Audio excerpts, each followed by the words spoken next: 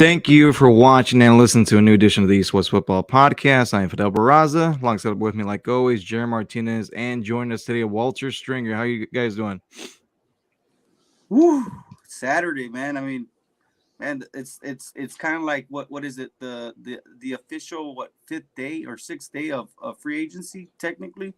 And dang, what a week, man. I mean, we saw so much. So much news, so much. It's crazy, man. Let's just get right into it. Yeah, so let's start out with the news that broke yesterday. So Deshaun Watson has officially been traded to the Cleveland Browns out of all teams. Now, multiple reports were coming out saying that the Browns were out of it. The last two teams remaining were the New Orleans Saints and the Atlanta Falcons. I mean, it was even reported on Thursday night that it was pretty much a done deal that he was going to be a Falcon, and then there was a turn of events, and now he's in Cleveland. Man, I guess I'll go first. How about that? Go for Man, it. I'll tell you this, right? Because working the East West Instagram page, like I try to keep everybody updated, like on the team and of course anybody that follows the pages, right? I try to as soon as I see that news break, it's like one of those things where I just try to put the as much information and details and then post it.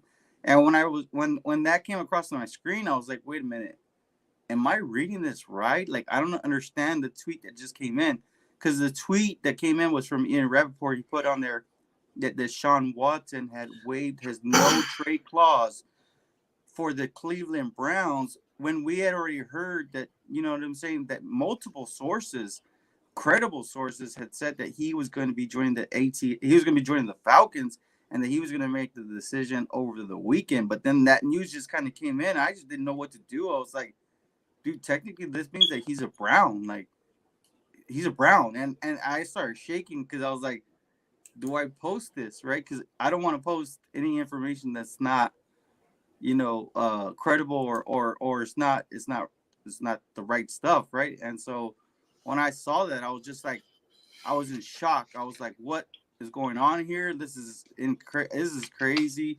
I think this whole entire week kind of like sums up the entire week. But I will say this: good for the Texans. They get a great reset. I think they got 3 first-round picks. They got a third-round pick and a fourth-round pick.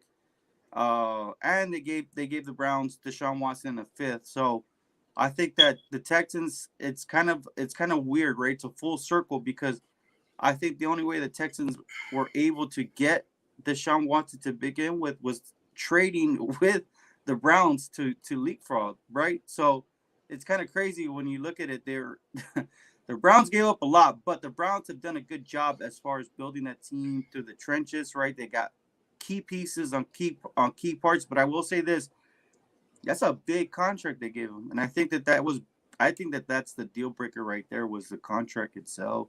So we got to look at various of things. What does this do for the Browns? Makes him an instant contender. Now I understand he might be suspended, maybe, because he still has some civil, and technically, the way the NFL waits is not until he starts playing again, right? To give him a suspension. So once he gets going, I'll tell you this: Deshaun Watson, regardless of what we want to say about him, he's a baller, man. He puts his teams in the best situation to win. And that AFC North is now going to be given the AFC West competition. It's crazy. I've never in my I don't know, man. In all the years that I've been watching football, the NFC has always been king in the NFL, and it looks like now we have a complete changing of tides with the AFC now being the king of NFL.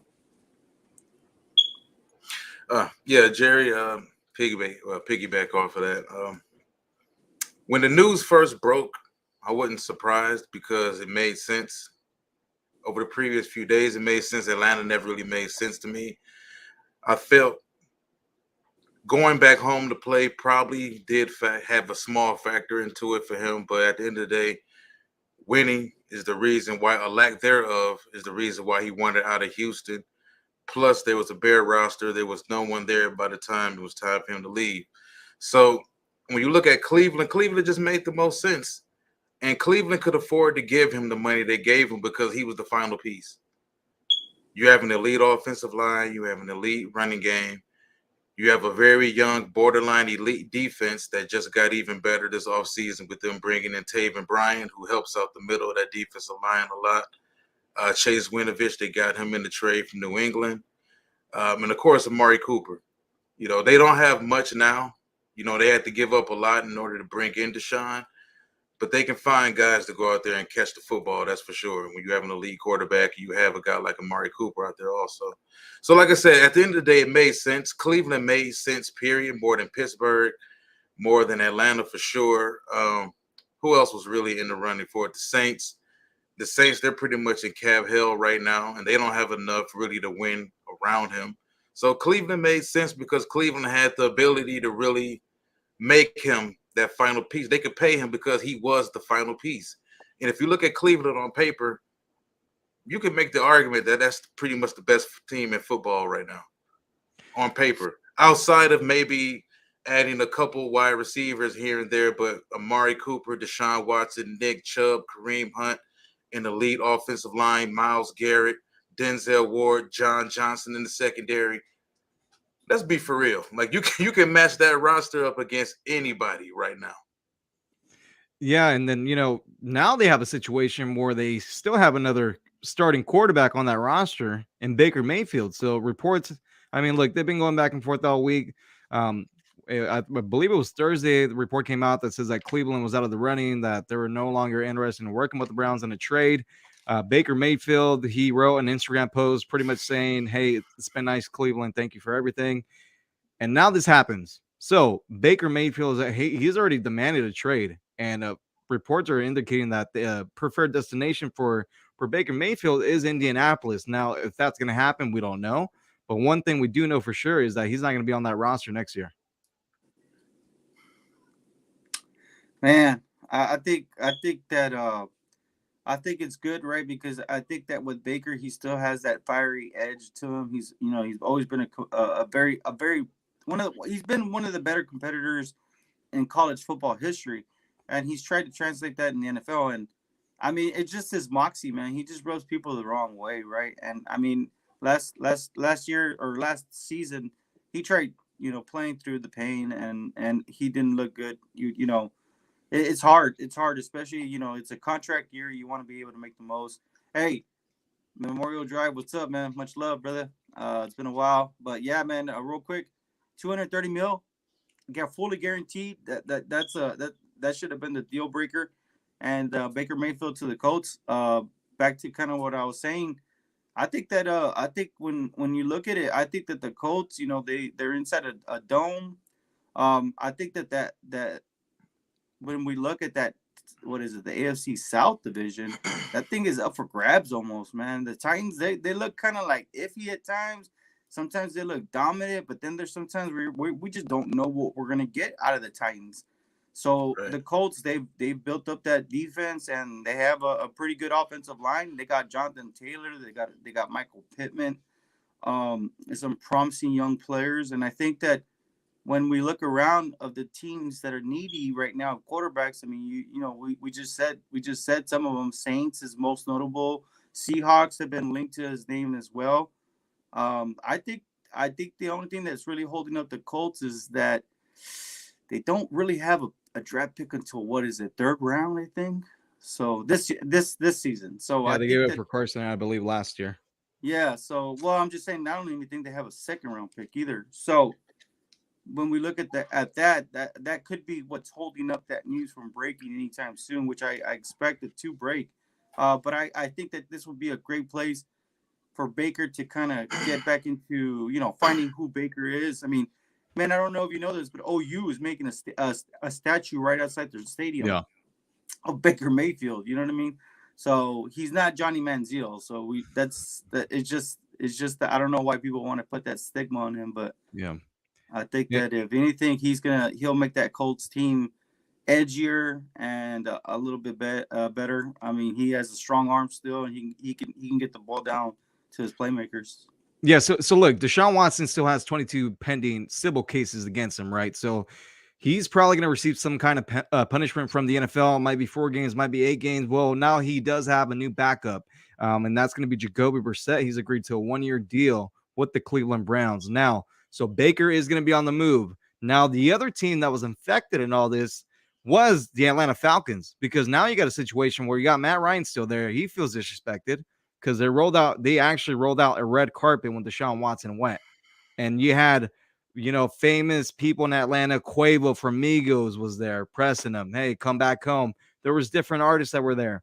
Now the Falcons are in a situation where Matt Ryan feels disrespected, as he should. And you got an unhappy quarterback. So how are the Falcons going to make that right? Or are they going to try to move on from Matt Ryan? Well, I think just to touch on Baker first and his situation, I think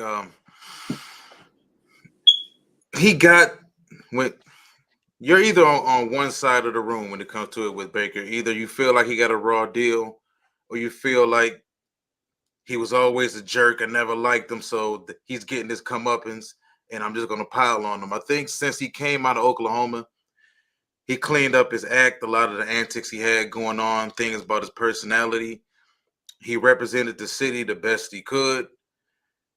Through all the public trashing he went through last season, some warranted, some not, considering the fact that he went out there and he did what you ask of a franchise quarterback, a young franchise quarterback, #1 overall pick. He played hurt. If he would have not played hurt, we'd have killed him and said he was a quitter. So he went out there, he played hurt, he played terrible. You look at the receiving core he had at the time, even if you want to throw Odell in there when Odell did come back, there was no chemistry. And then you had a quarterback who had 2 bad arms damn near. So is it wrong for Baker to feel disrespected? No. Is it wrong for Baker to say, you know what, I want out of here? No. Baker's still young. Baker still feels like, you know what, you guys brought me in here to do a job. I had a great rookie season. My second season was kind of rough. My third season, we won a playoff game. We changed things. We turned things around. This past season, I was hurt. You abandoned me. You publicly trashed me. And you publicly court someone else in front of me. And now you have to come back to me. Oh, once you realize you can't come back to me, you know what? Let's just go throw this money at Deshaun. And it made sense, like I said. It made sense to go ahead with Deshaun because he was the missing piece. This is a championship level team right now when you add Deshaun Watson to it. So I think when you compare that to the Matt Ryan situation, Matt Ryan is up in age. I think the writing's on the wall for Matt. Matt knows there was a chance this team could have taken Justin Fields last season. Not last season, but this prior draft also. So I think Matt understands that, hey, I came in, I took the place of Michael Vick, actually a Matt Schaub, when this city needs some new blood going on, and they had a lot of bad things going around, a lot of bad vibes. Everything comes full circle for all these quarterbacks. And I think Matt Ryan's a professional also. I think Matt Ryan knows that eventually he's going to be replaced. And they're paying him a lot of money. What is it, $50 million? Well, they were supposed to restructure his contract, I believe, and they had pushed it all the way back till Tuesday. Well, how bad does Matt want to stay there also? Does Matt want to go somewhere where he has a chance to win? Maybe Pittsburgh? Maybe why wouldn't he? Yeah. Some guys just like being in certain places. I'm surprised. Judged by his character, the character he's always exuded since Boston College, I've never expected Matt Ryan to be the guy to come out and say, hey, I want out. But realistically, how many years more does Matt Ryan have of playing football? 2, 3? It's a really good question. I think well, answer the question when he said the writing's on the wall, right? I mean, we've seen the decline in the performance the last couple of seasons, and that's hard to say, right? Because Matt Ryan has always been, like you said, one of the best professionals that we've ever seen play the NFL, play the quarterback position in the NFL. So it's a tough situation, but yeah, I mean, it makes sense if he can get in the right system and the right place where the team's ready to go and they're just the quarterback away. Yeah, I would expect that he could give you a great a great situation where you could make a push into the playoffs. I don't know about the Super Bowl because I mean, at one point it looked like he was going to be a Super Bowl champ, but then they lost a crazy. What was the score? 20-3. 20-3 it was the lead they blew. I mean, and now they blew another lead. on Thursday night when everyone Yeah, for thought sure, that. right? And that's been the running joke these last couple of days, man. I mean, my Saints people, right? Much love, KJ. Much love, CJ, right? The host of the State of the Saints, man. But man, they've been. I think if anything, they were just relieved that he wasn't going to the Falcons, and man, they've been letting.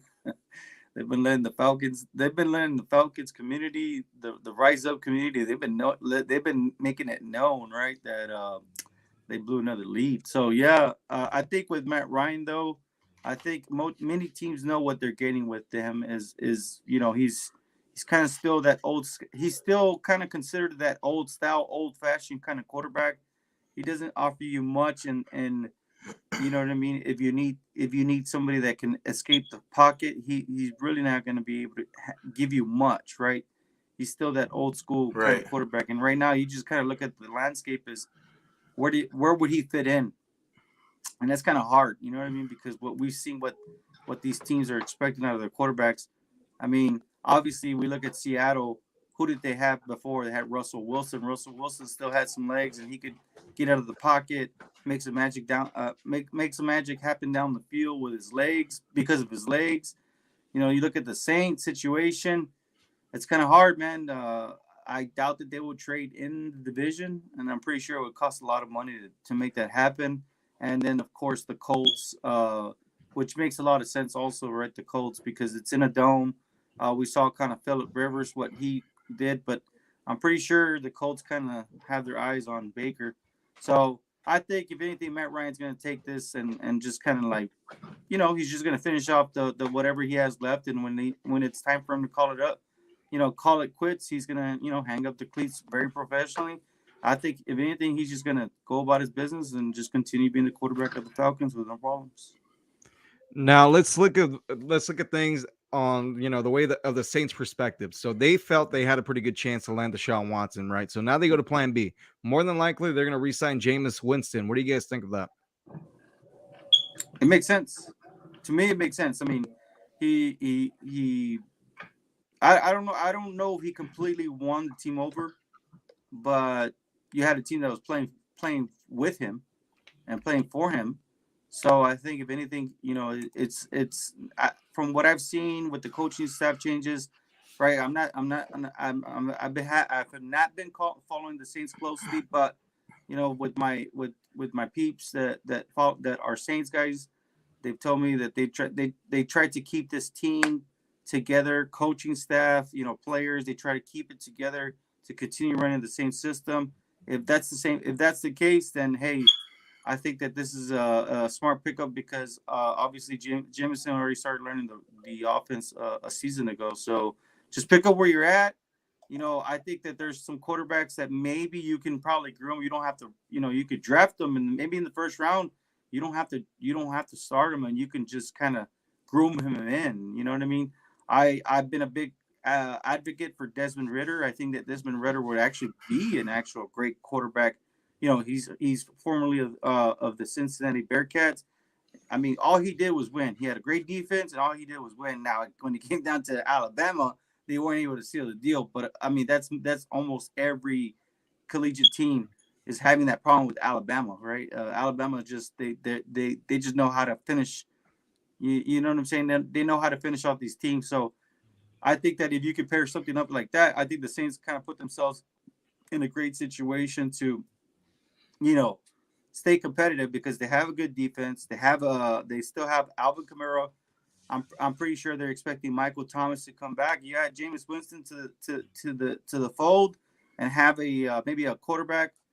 You bring them along and see if you could take over the reins in a season or two. I think that would be a great pairing, a great matchup, and it'll make the Saints very competitive.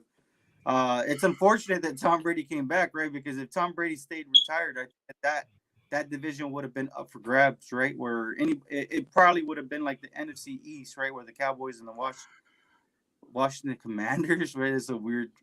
I'm still getting used to the Commanders. It would be like that kind of division, right? Like that's what we thought, but Tom Brady's back, so I think Jameis Winston gives you the best chance, and I think that they need to roll with it.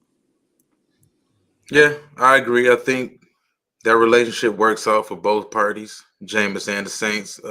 Considering they lost out on Deshaun Watson, there's nobody else out there right now that's going to really come in and help that team win, because I think that team is still built to actually win some games and actually be in the thick of things in the race around late December. They're not just a team. Well, honestly, we really can't say completely because Peyton's gone. And I think Yeah. that's a bigger difference from Drew Brees being gone. So we honestly don't know what in the hell this Saints team is going to look like. And what Well, they I under think with they- Dennis I- Allen. Yeah, but I think they kept the OC. Carmichael. Yeah, right? he's still there. Yeah, So, but and I think- Sean Payton's gone. You know, Yeah, and then I mean at the end of the day, Sean Payton was probably the one calling plays. the idea. And, no, he was calling plays, I should say. He's the roots. He Yeah. was the roots of everything. So, yeah, I mean, you put Jameis back in there. He's familiar with everything that's going on. You add a few offensive upgrades on the perimeter. You already got an offensive line that's pretty much all pro-ish. Although what they lost Armstead, was it? Yeah, well, he's still a free agent. He's still free agent. Yeah, someone's going to pay him. Yeah. Yeah, so, the Saints are in the division where Carolina, they're a team who's a playmaker, a solid quarterback away from being in the mix also, because that defense is ready to compete. At least youth-wise and talent-wise, they got J.C. Horn coming back next season. So, team like Carolina, they're trying to also move on from McCaffrey. It's been rumored. Brady's back. So that pretty much takes the division out of their hands, but they can compete with everybody else. We got that extra playoff spot with 17 games. So yeah, the Saints have a chance. And we'll get to Brady here in a few minutes. But now I want to talk about the Carolina Panthers, the team that you were just talking about, Walt. So they don't have a quarterback, right? So Matt Rule is in a position that he needs to win some games. He needs to make the playoffs in order to save his job. So what do the Carolina Panthers do now? Find a quarterback. Who? I mean, maybe Baker Mayfield? I mean, what do you think? You guys already know I'm not a big advocate of retreads and constantly kicking the can down the road and plug in quarterback after plug in quarterback. Have the guts to go find somebody you like, groom them. Get the guy, groom him. Yeah, but here's the thing, Walt. Matt Rule's not in a position to groom a quarterback. He's got to win. Dave Tepper is He's only 2 years into the league. Like, hey, okay. but is that his fault, or is that Tepper's fault, or is that it's both? His? But I mean, ultimately, whose job is going to cost? It's going to be Matt Rule that's going to get fired, right? So he's going to win. But is it fair though? It's not fair. I kind of have a problem with that. Like, where are we hearing these reports from? I've seen them here and there, but from what I understood was Tepper was bringing in Matt Rule, and that's why he gave him the contract he gave him. I think he gave him, what was it, 6-year contract? He says, hey, you're going to rebuild the team from bottom up. So so if that's the case, why are you pressing the issue to go after Sam Darnold and to go after other guys? You brought back Cam Newton. It was reported that you wanted Deshaun Watson. I can understand wanting Deshaun Watson. But you're doing everything except for trying to find someone in the draft. Maybe you can find someone in the draft that can step in and can grow with this team. This is a young football team. And I just don't understand why they just refuse to go the organic route. It seems to me like everything going with retread after retread kind of trumps what the organic way is, which you did in giving Rule that long deal. So if you gave Rule the long deal, why not let him find his quarterback and move forward? You're giving away draft picks. And maybe they thought they found the quarterback in Sam Darnold when they traded for him. I thought that was a good move, man. I mean, they didn't give up much to get him. I think what they give up? What was it? Was it a 7th round? No, I think it was a better draft pick than that. But I mean, regardless of what they gave up or not, they felt pretty good about it, right? And then I think week 1 he looked good, right? He only really looked good when he was running the football. I will say this: That's the whole thing. I think a lot has to ride on Christian McCaffrey. That's it. That guy needs to stay healthy, man. I think that we saw last season the Panthers looked like they were on fire. They were on a roll, and I don't know, their wheels kind of fell off right before the halfway mark. So the Panthers, obviously, whatever Matt Rule has done to build up this team, he's doing it the right way. I mean, he's invested heavily on the defensive line. And yeah, he did inherit some key pieces. He's invested in the offensive line. And then from there, like you said, I mean, he's tried to make some magic happen. I think that you're absolutely right, Wall. I think that it's time for them just to step up and say, you know what, Malik Willis is my guy, or Matt Corral, who, a lot of people don't. I like him. A lot of people don't give the benefit of the doubt, man. Matt Corral was right there. Walt can attest to this. Matt Corral was right there with competing with Trevor Lawrence and Justin Fields, man. These kids have been playing against each other since high school, man. These guys have been competing at the highest level, and so I think that any of these NFL teams, and in fact, I feel that the Commanders are a sneaky team that will pull the trigger on Matt Corral in the first round. So these teams, need to, like you said, they just need to just take ownership and just go with it. And I think that, I don't think Matt Corral is a bad pickup, man, especially in the teens. I think that's a perfect spot for him. So I think that if anything, if the Panthers can do that and continue to move forward and try to find ways to keep Christian McCaffrey healthy, all this nonsense and talk that we hear about Matt Rule not having a job anymore, it'll all go away because the winning starts coming into phase, and that defense is pretty strong. I mean, Jeremy Chin, that third round pick, fine, man, he's coming to full circle, and then they should be getting back last year's first round pick. Yeah, Horn, man. So it should look really good, man. Panthers are going to be a team in the next couple of seasons that are going to be competing with all the teams, right? Because the Bucs, I mean, if the Bucs are in the same situation, they need to find a franchise quarterback, because look at it. I mean, how long can Tom Brady really go, man? I don't think it matters for them because they have him. So they're in the mix. They're in the mix regardless. Do they have them next year? That's what I'm saying.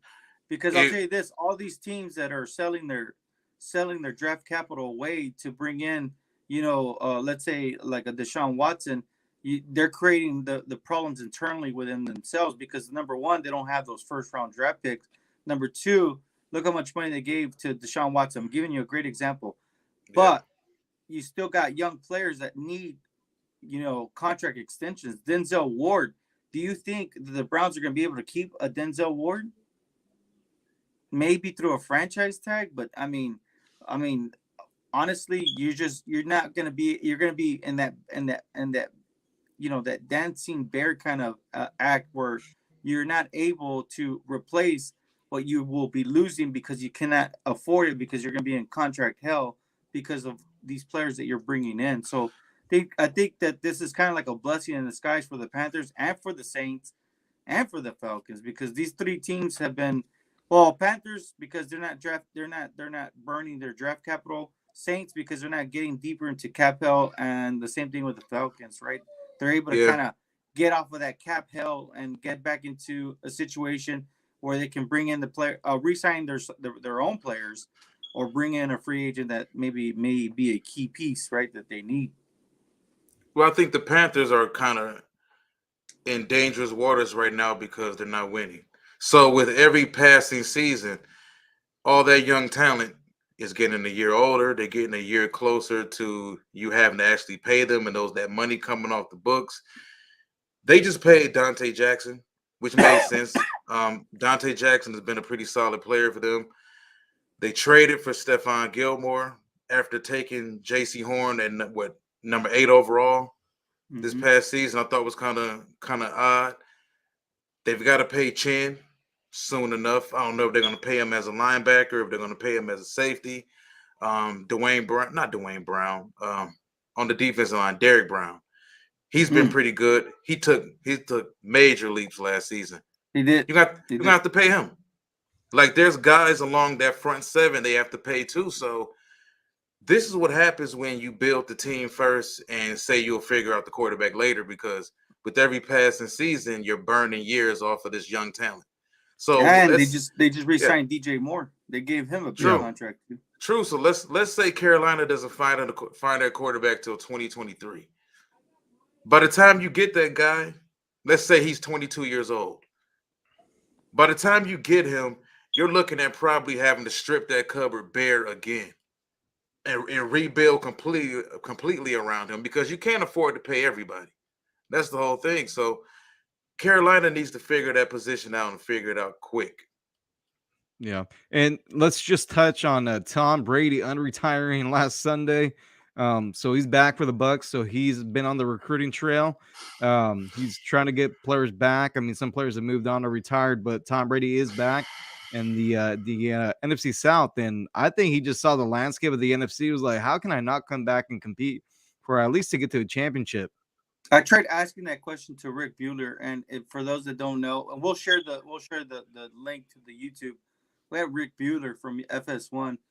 Man, that guy's so awesome, man. But I tried asking him that. I said, hey, don't you think that Tom Brady kind of looked at what was going on? That's it. That was what I was trying to ask him. I was like, I'm pretty sure Tom Brady's looking around like, hey, Russell Wilson's no longer in the NFC. We got just Matt Stafford. And we got The 49ers. Matt Stafford and Aaron Rodgers only in the NFC. The NFC is up for grabs. It's an easy ride to the Super Bowl, right? So why not take advantage of the situation, man? So I think that's a great point, Fidel. That's what I tried asking Rick Bueller, but Rick was very smart. He just said, nope. Once you're retired, you can't unretire, and your retirement's a long time being retired. You know what I mean? So it's good. It's good to see Tom Brady in the league. I think that if anything, he makes everybody better. I think it was another headline. When I saw it, when he first announced it, I never really fully believed it. It's one of those guys where it's like, when he finally retires, we'll have that feeling. But when I saw it, I just said, "Wow." More headlines, like more, yeah. Because I think without him, that NFC would have been kind of ugly this season. It kind of uninteresting. When you look at the NFC East with Dallas, Philly, New York, Washington, you look at the NFC North with Detroit rebuilding, Chicago rebuilding, Minnesota rebuilding. Green Bay has Aaron Rodgers back, but not much really outside of him on offense, at least at the skill positions. You look at the NFC West, even if Russell would have been back in Seattle, Seattle was no threat. No, not a good team. We don't know what kind of toxic issues are going on with Arizona. We know Frisco is going to be there for sure because they got a quality head coach. They're going to be healthy, and they got there and damn near got there this season. So we know Frisco for sure is going to be in the mix. But, yeah, honestly, Atlanta's rebuilding. Carolina can't figure out the quarterback position. It is what it is. Like, the only real competition is Stafford and the Rams, honestly. Yeah, and it's just crazy, man. When I saw the news Tom was coming back, I like watching Tom play football. And, I mean, last year he played pretty good. So, I think it still has at least a couple years left in the tank. But I think if you're the Bucks, you have to play it by year by year. And if there's a quarterback in this draft that you can draft and you're confident in, I think you have to draft him. And I know they got Kyle Trask out of Florida, right? And then also Blaine Gabbert. And I know Bruce Arians is speaking really high on Blaine Gabbert, but I mean, he's Blaine Gabbert. So, I mean, I don't know what you could say on that. But I think if you're the Bucks, if there's a quarterback that drops that you feel pretty confident in, I think you got to draft him. Jerry. Yeah. I can't believe we talk about Blaine Gabbert. What's up? Quick question. What do you think about adding Russell Gage to Mike Evans and Godwin? Ooh, man, I like that. Because a lot of people don't know about Russell Gage. He played for Atlanta Falcons. The Falcons aren't on TV that much. Russell earned his money. He did. The past 2 seasons. Russell he stepped up last year when Calvin Ridley, even the year before Calvin Ridley, when AWOL, Russell was starting to come into his own. But man, last year he stepped up to the plate, and you know what? He's been making plays after plays. I think that this is a low key signing. Even Russell Gage, right? I think it was so awesome to read. I wanted him here. Yeah.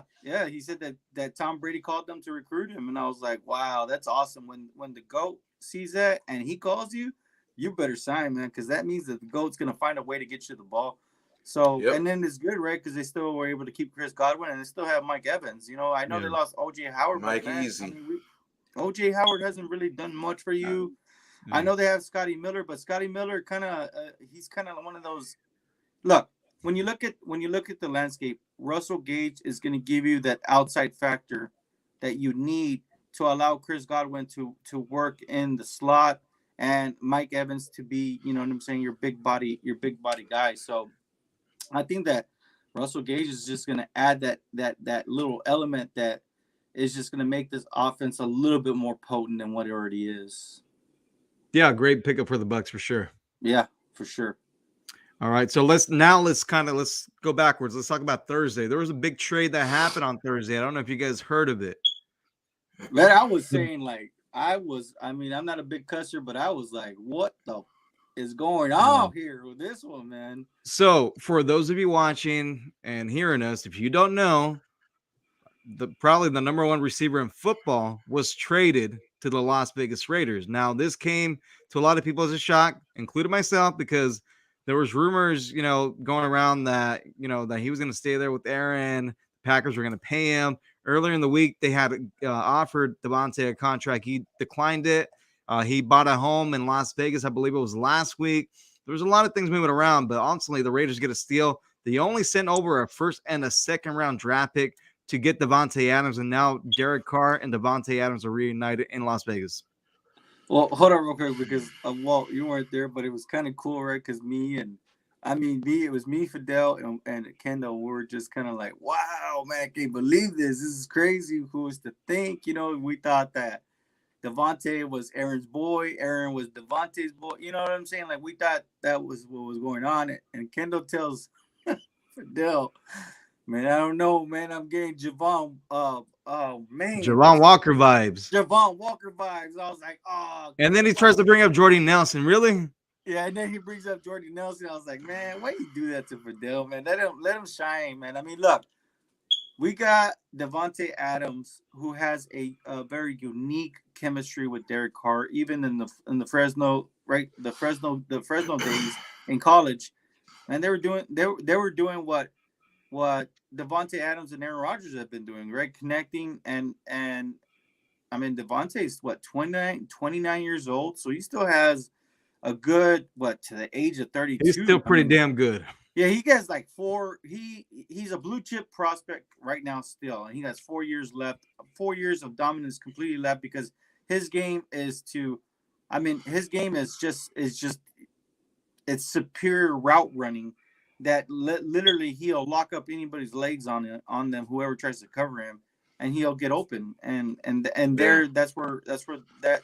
Now, my only question is he going to be putting up those stats that he did with the Packers? I don't know, man. Aaron Rodgers and Derek Carr, they have their similarities, but Derek Carr, I don't know, man. I guess the only reason why is because Aaron Rodgers is a little bit more ruthless, I guess, when it comes to. Here's what I would say to that. The Raiders on offense have more weapons than what the Green Bay Packers did. I mean, you got to think about it. You got Darren Waller. You got Renfrow on the slot. Now you got Davante Adams. You got Josh Jacobs in the backfield. So, I mean, one can argue that the Raiders have better offensive pieces besides, some people would say the quarterback. I mean, Aaron Jones and Jacobs is kind of apples and oranges right there. Jacobs has probably been more productive. Not Jacobs. Aaron Jones, I think he's been more productive over the past couple seasons than Jacobs. Yeah, Jacobs hasn't been able to stay healthy. Yeah, and then having Dylan also. I will say this: Davante Adams is going to help out the running game for the Raiders, and if the running game can get going, that's only going to help out Derek Carr with his play action boot, his bootlegs, and it's just going to allow the connection with Davante Adams and Derek Carr to work together. But yeah, I mean, I think that any team that they face, they have to respect Davante Adams, because Davante Adams will shake anybody off their shoes. and Derek Carr still has the arm to sling it. So I think that overall this is a great pickup. I think it's going to make the offense respectable now. Yeah, and then they had a lot of issues in the red zone last year. And I think those issues might have got solved with this trade. But Darren Waller needs to stay healthy, man. Well, that's the key. He's got to stay healthy as well. Because Darren Waller, I'll tell you this, Darren Waller is a top 2 tight end in the league when he's healthy, which is a lot. That speaks volumes because you got George Kittle and Kelsey, and it's really your pick on who you think. But I think that he's right up there with Kelsey to me. Yeah, I think Adams is there to help them beat Cincinnati. You know, if you go back to that game against Cincinnati in the playoffs, great example. If they were just a little bit more dynamic on the outside, just a little bit, because, you know, Edwards is good. You know, the other guys you got is good. Renfro's good. If they were just a little bit more dynamic on the outside, they'd have beat Cincinnati. Yeah, I don't think Adams has to be 17 touchdown Devontae Adams for 1,600 yards or whatever. If he can be 108 catch Devontae Adams for 1,400 yards and 11 touchdowns, that there could be enough. Now, considering the competition in the division, with Russ being on the block and Justin Herbert throwing 80-yard passes, and, you know, ruthless Andy Reid and Patrick Mahomes over there in Kansas City willing to do whatever it takes to win.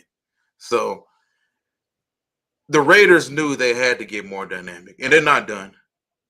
The Raiders aren't done. The Raiders are going to get more pieces on offense, and they got to help shore up their secondary too. But Adams is a big, large foot step in the right direction. Yeah, 100%. I mean, the issues that they had last year in the red zone, I mean, we're just crazy. You guys lost Zay Jones, right? And he went to Jacksonville. He went to Jacksonville. So this is man. If I'm a Raider fan right now, I as much as I think the two teams that I've learned, I mean, just because I followed the Cowboys for so long, the two teams I hate losing the most to is the Raiders and the 49ers. Man, don't ask me why. I just I feel sorry for you then, Jerry. Yeah, this last season was hard for me, man, because I'll tell you this: those are the two teams. As a Cowboy extra hard. You hate losing, man. And but if I'm a Raider fan, man, I'm ecstatic right now. I'm happy, man. I'm man, like just a team that had put them together as a team, like that's gonna allow the Raiders to now be right up there with the Broncos. Because who's number one now? Like, I mean, that's the question, right? The Chargers, we could say, still maybe a player or two behind. They got to prove it too. The Chargers still got to prove it. I just don't like their coach, man. Their coach. I mean, why is his name escaping me? I like Brandon Staley. Brandon Staley. Yeah, I like him. I think that he's very calculated. I like the way he's kind of implementing the whole, what's the word or what's the terminology that we've been using? Analytics. Analytics. I like the way he uses analytics, but he uses his smarts to make the adjustments. So I like him. I understand it was the first year. It's the first time he's ever been a head coach, man. So we got to give him that little bit of slack. Now, if he continues to make those mistakes this season, I'm about to say he ain't got much room for error now. He's got players. Yeah, especially in that division. That's the new NFC West, man. That's the Legion of Boom days now with the AFC West. But I mean, if we could put that rank before we move on to the next subject, I would have to say, man, Broncos. Give me the Broncos at. Oh man, no, I'm gonna. I mean, honestly, we can't even say. We can't even say. Right now it's like Right now I can't even say. Yeah. Although I mean, I think the Chargers still have to prove it because the Chargers are still young coach, young quarterback. That defense was atrocious last season, so they still got some things to fix. They did go out there and get a few people, but the Raiders competed, played tough last season, got to where they got to, fell short against Cincinnati. The Chiefs are who they are. We know they're going to be there. So I think Denver, you look at that secondary the Broncos have, the running game they have, the fact that having Russell Wilson as your quarterback makes your offensive line better than it was last season. So I think that Broncos offensive line is going to be better. They added Randy Gregory.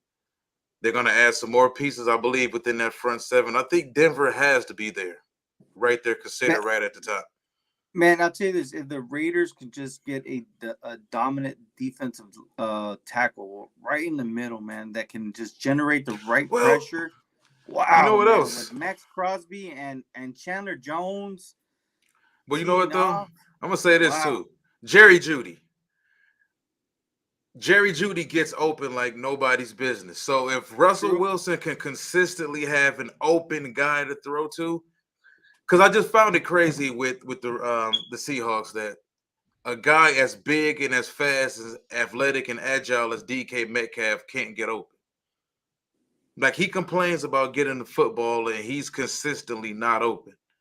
I just always found it weird that he just can't get open to be that big, that fast, and that athletic. But Jeudy gets open. He's got a guy in Cortland Sutton who can be that contested Brandon Marshall type guy who can make those big plays. Like, they've got guys. You got KJ Hamler and Albert O still too at tight end position. Yeah, so I think the Broncos have to be considered right there at the top. And the offensive line is better than what the Seahawks had. True. And then Javonte Williams in the backfield also. 3 teams are 1A, 1B, 1C. They're right there.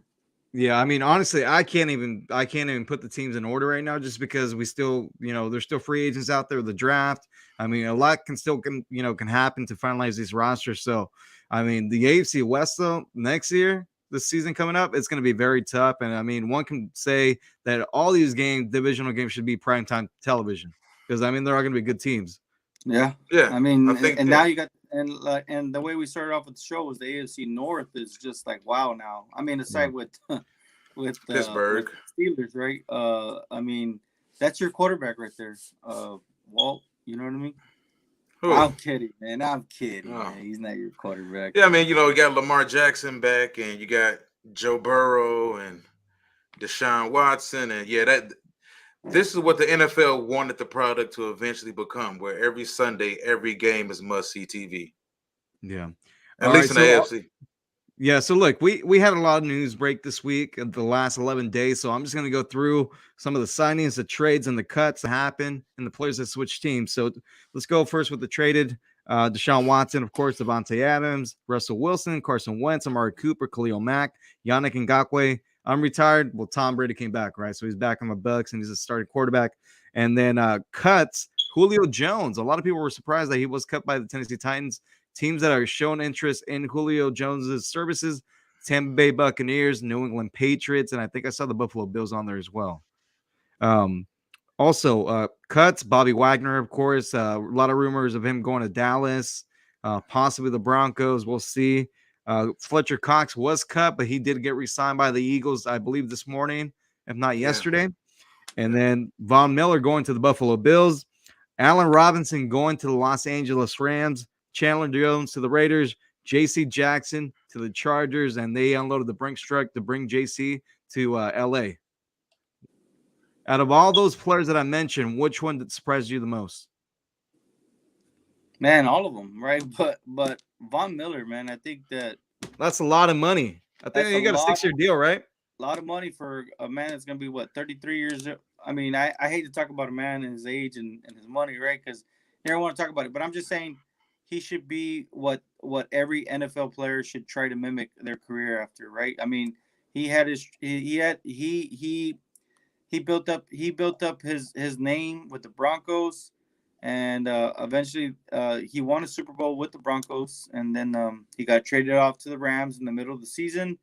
And, hey, man, they brought home a Lombardi trophy. And now he secured the bag, man. So that guy's never going to have to worry about money ever again. He can live his life in Texas, with his chickens.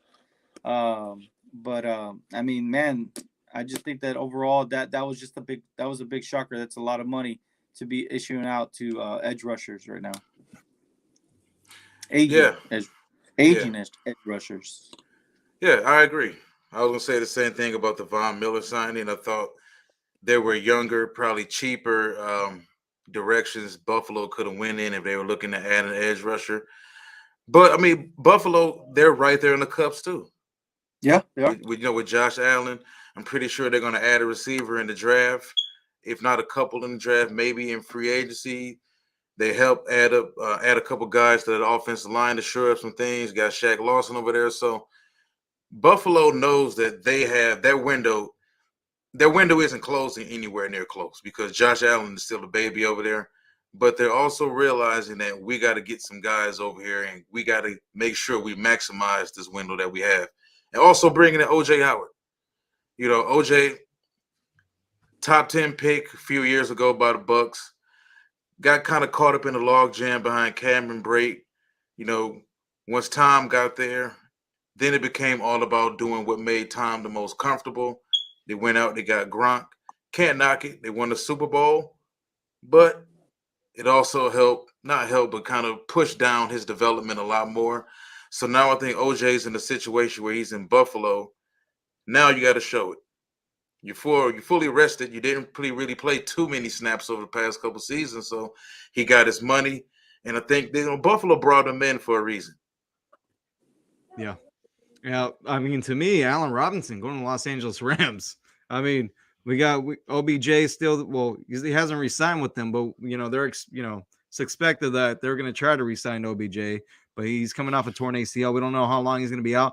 Robert Woods is supposedly on the trading block, so I don't know what to make of that. So, I mean, Allen Robinson to the Rams. I mean, look, it's a great move by the Rams. It's just I wasn't expecting him to sign with that team. Robert Woods to Detroit could be big, though. Just given the connection between the Rams and the Lions, Robert Woods, depending on what Brad Holmes and the team is willing to part with financially, kind of makes sense. Not too many other places, I think, for Woods right now, but just having that connection with the Detroit Lions, I think, is something to look out for. And it's crazy, right? Because we always hear about the salary cap, especially during this year. But man, the Rams always show us that there's no such thing as a salary cap. It's just insane, man. I mean, it's insane that I think they just handed Matt Stafford a four-year contract extension, right? I think it was like 160 mil. So, but I know that down here back home, the biggest thing that I've been hearing is the fans, the people that cover the Dallas Cowboys. They have been so agitated, so upset with, for instance, the Dallas Cowboy moves. It all started with losing Randy Gregory when he decided to flip sides on the Cowboys and go to the Broncos.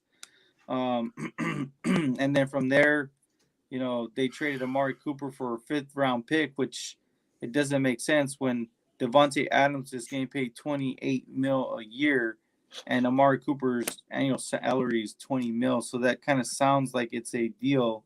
So why wouldn't you keep Amari Cooper, especially with what's going on? I think that there's a bigger picture in place for the Cowboys, but of course that team's not going to say it. But yeah, man. I mean, we've seen some great things this offseason. It's been like an offseason like no other. It almost feels like an NBA season, right? I mean, NBA, you'll see some big time names just being traded to a team. You're like, what in the world? And who's to think that we would see that in the NFL? Franchise quarterbacks being traded, and all in one season we had 2 franchise quarterbacks traded this offseason. Yep. So it's been an exciting time. And the crazy part is we're still not done, man. We've got a lot of good players that are still in their mid-20s. They're gonna be some key pieces. I know, for instance, the Cowboys signed James Washington. I was high on James Washington when he was coming out of Oklahoma State. Dante Fowler was the 3rd pick overall in his draft class. Cowboys signed him. So those are the type of players I'm saying. There's still a lot of those players left, and we'll see what these NFL teams are going to be doing to fill those roles and see about maybe perhaps putting depth at key positions. I know the Detroit Lions also have been sticking to building their team through the draft. So some of their players that they've been signing have not been big names, but they can have those big games for you that you need. You guys had DJ Chark, right? Was your first free agency? Yep, the first outside guy was Chark. Yep. Yeah. So and Chark has done some good things, man. The only thing with Chark is that the last couple of seasons it's been hard for him to stay on the field. So I don't know, man.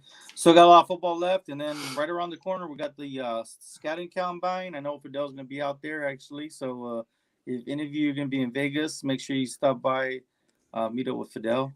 Yeah, man, a lot of draft coverage. I'll be in Las Vegas throughout the whole process, so be reporting live from there. Also, I mean, Patriots they made a move right now. They have officially signed Ty Montgomery. Not a big splashy signing, but a signing nonetheless. So for you Patriots fans that have been waiting for something, there it is. Ty Montgomery is your new player on the New England Patriots. Now, before we get off this live stream, Walt, I want to talk about your Detroit Lions Avenue YouTube page.